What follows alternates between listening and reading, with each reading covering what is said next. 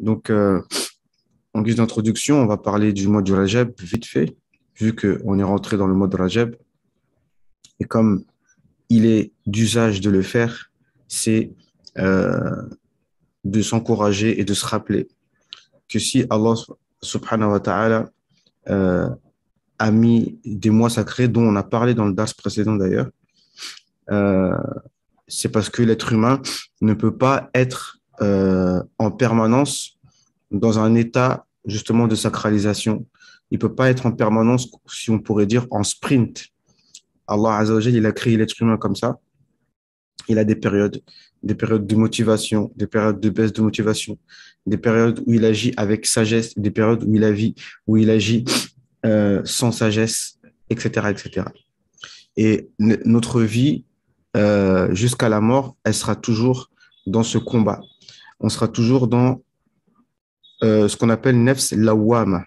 Le croyant, il est d'office à ce stade de nefs lawwama, c'est-à-dire toujours euh, son âme la réprimande lorsqu'il fait des mauvaises choses.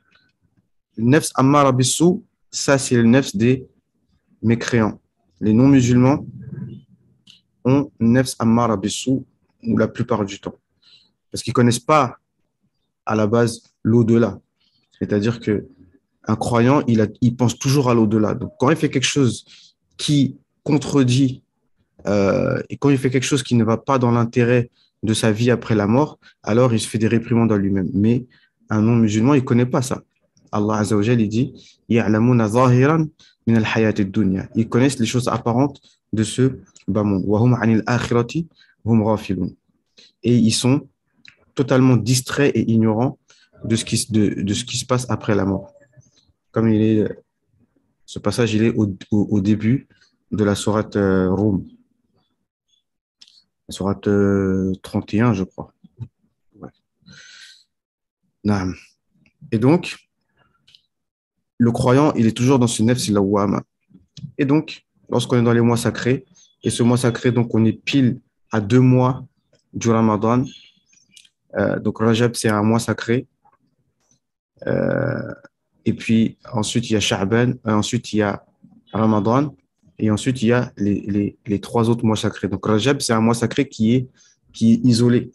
Mais il est isolé entre des mois qui ne sont pas sacrés, mais qui sont tout aussi importants. Sha'ban, c'est un mois important, comme vous le savez, et Ramadan, c'est un mois très important.